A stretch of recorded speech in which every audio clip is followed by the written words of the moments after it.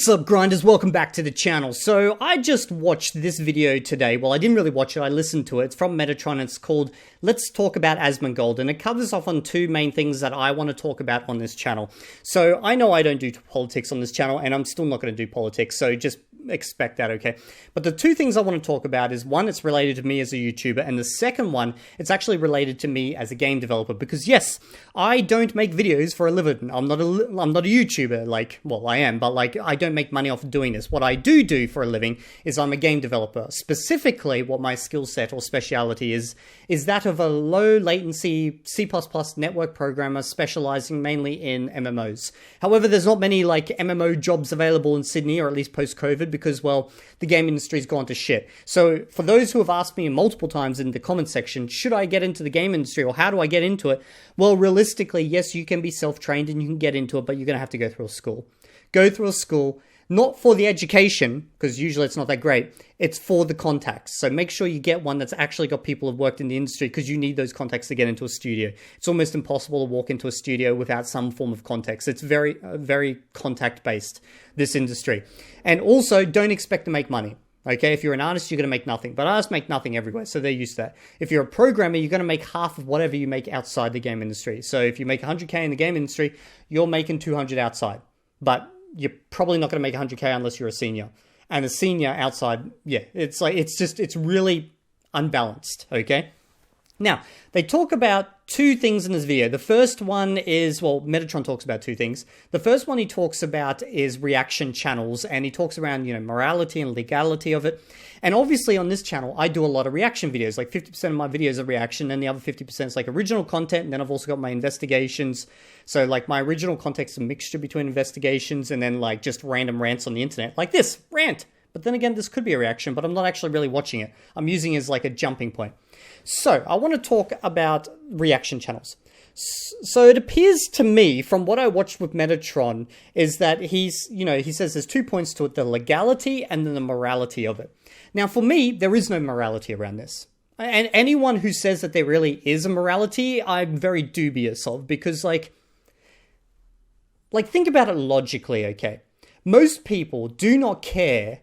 Like, if you're a viewer, 99% of people do not care about how the content was made. They don't care if you put like 100 hours into it, 2 hours, as long as it's entertaining, informative, fills some type of need for them, okay? It's the problem that most people have right now, is that AI is destroying many jobs because, well, AI is literally filling the need. And I see, I have my own personal issues there, and I made a video about it, but I'm going to talk about reaction. So there is really no moral thing here, because once you upload something online, it's online. It's online. There's nothing you can do about it. What are you going to do? Cry on the internet? Like, it's out there. If someone reacts to it, boo-hoo, it's done, okay? You can bitch and moan about it, but there's going to be reactions. Now, I've had people make reactions of my channel, both smaller channels and bigger channels, and I've done reactions of other people's channels, okay? Realistically, it's something you have to deal with if you're a YouTuber. Now, anyone who's sitting here and saying, oh yeah, but it's unfair, blah, blah, blah, blah, I guarantee you they would change their tune so fast if a channel that was like, let's say 100 times bigger than theirs, reacted and they got a ton of subs. They would either say nothing and enjoy the new influx of subs and then keep complaining later, or they'd change their tune. So people only generally whinge when there's like tons of other people reacting to their content and they're just not getting an immediate benefit from it. Like, I've had it plenty of times. People react to my content, they get plenty of views off me. Some cases they get more views off me, even though I put a ton of work into my content. But for me also, I enjoy watching other people react to my content. Like, I welcome it, because I love seeing the mind of someone else at work as they're watching my video, and seeing how like their opinions on what I'm saying in this video basically are formed. Like, do they come to the same conclusion as me? Do they somehow end up at a totally different place to me? Like, I love watching that and seeing it in their face type of thing. So maybe I'm special in that regard, but realistically, that morality around it is very subjective, because in some areas, all your friends may agree with you, but I guarantee you in other areas, like obviously in other areas, no one gives a shit. Like, I don't give a shit. You can react to me, I'll react to whoever I care. You put it online, I'm reacting to it if I enjoy it.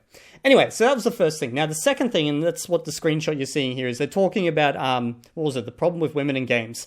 I don't actually care about that topic, women in games, but I do want to use this as a jumping point to game development and the actual issues I see in the industry.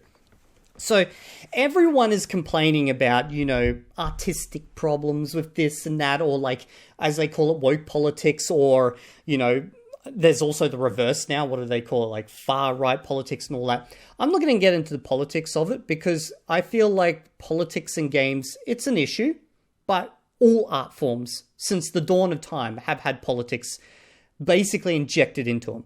Now, sometimes the politics swings hard in one direction and it swings hard in another. Like, that's just history itself. Like, art is literally, in many cases, the expression of some person's personal politics.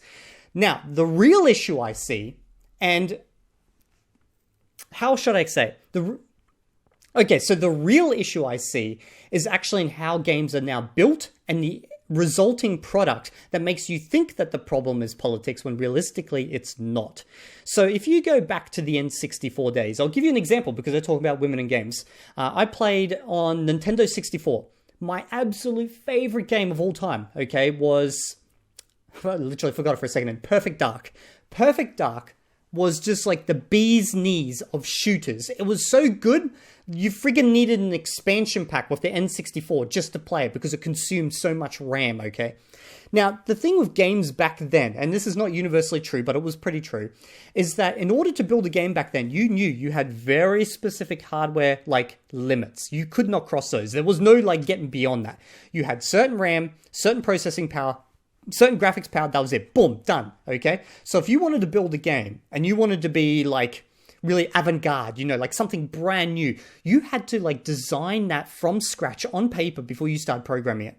Now, maybe you could start programming, but you'd go back and delete so much shit and you'd keep going because there was no, Stack Overflow back then. You couldn't just copy code offline or ask ChatGPT to generate some code. You had to write everything by hand. You had to draw everything almost by hand in many instances, okay? So you had to design everything very specifically for the type of game you were making on paper, then in code, okay? The artist got a certain amount of RAM. They went beyond that. I'm sorry, you're cutting something. Figure it out, mate. That's just how it is. It was the same with code, okay? So games had to be designed well from the start. Otherwise, you wasted potentially years of your life, okay? There was no quick fixes. The problem is nowadays that game developers are spoiled. Game designers are spoiled. And overall, the entire game industry is just spoiled with obscene amounts of, hardware power.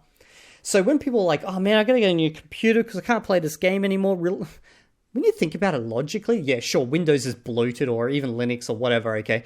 Sure, they take up a lot of the processing power, but the game itself is taking up way more than it ever needed to. Because what's happened now is that studios are no longer these just big studios working towards a common goal based on very limited, hardware requirements and stuff like that. Instead, how they can operate now is they just outsource everything. So you'll send off your character design to some other studio who will design the character with absolutely no connection with the rest of the studio. There's no synergy happening here. They might try, weekly meetings and comparing and stuff, but realistically, it's not like the character guy is going to walk over and talk to the friggin', the guy over here who's doing whatever mood boards, I don't know, but it's all outsourced. The internal artists, their job is literally to glue all the shit together, although the massive studios can have actual artists on board.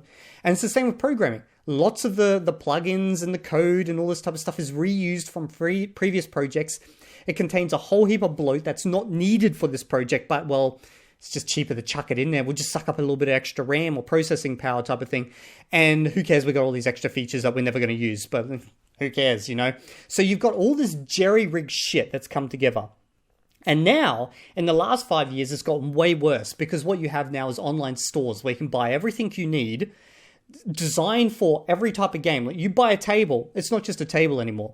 You're buying a table that's got full-on animations, open all the drawers, you got high poly counts, the little triangles and shit. Everything's designed for the absolute best.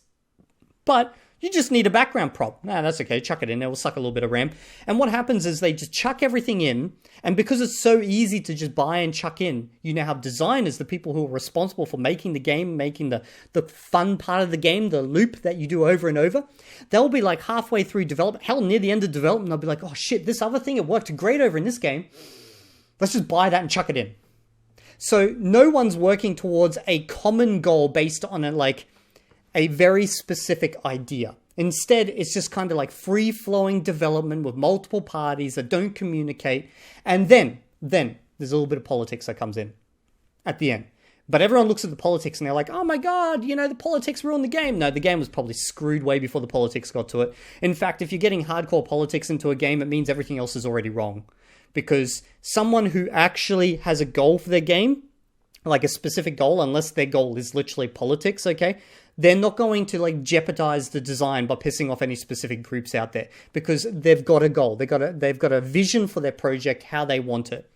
And finally, of course, lastly, games are now kind of basically designed based on market research. They're not really built on what people want. It's like what you see in the film industry. It's like, well, this was successful, let's do it again. And let's change nothing about it.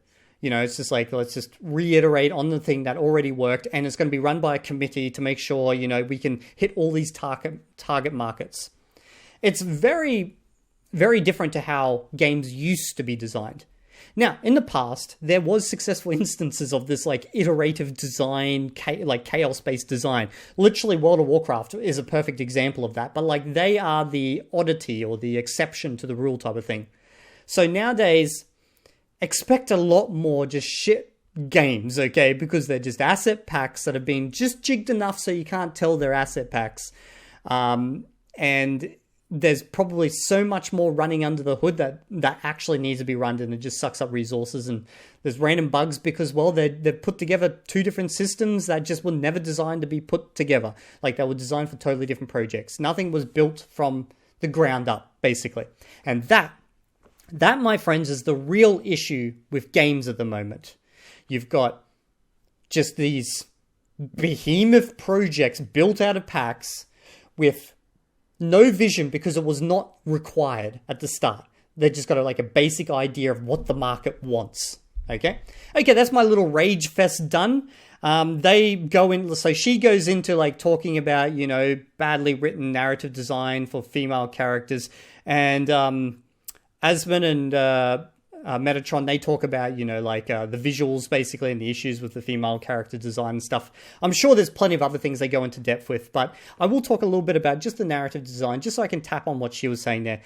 So in a game, how a game's basically generally built is you have three main groups that come into it. There's a bunch of others, but you got three main ones. You got the programmers, the artists, and the designers.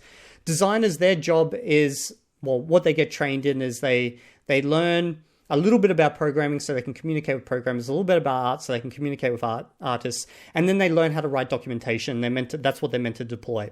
But then they're not script writers. Like, their job is not writing scripts. Now, some of them are good at it because that's why they wanted to be designers, but realistically, designers for most instances are just managers. They just manage these teams working together. There's other teams like QA, which is, you know, quality control and stuff, which nowadays gets completely obliterated, funnily enough, but they're not really narrative writers. Now, these giant studios, they can afford to have, you know, proper script writers involved. I don't know why they don't. Maybe because, as I said, a lot of the game industry, to get a job, you need to know someone. And what happens when you hire someone who's like, I don't know, shit at their job? They bring in more people that are shit at their job so they still look good. So I think a lot of this is just like, lots of people who are working there who realistically shouldn't have been working there in the first place. Anyway, that's pretty much it. I'll see you all in the next video. And if you like my takes on video games and stuff and you want to hear more about it, just let me know. But generally, I'm probably not going to talk about this because who wants to bring their work home? Okay. Oh, I'm sorry. I forgot to threaten you. I'll see you all in the next video. And if you're not there, I'm going to make a low poly model of you getting annihilated by a sheep. How it gets annihilated is all up to you.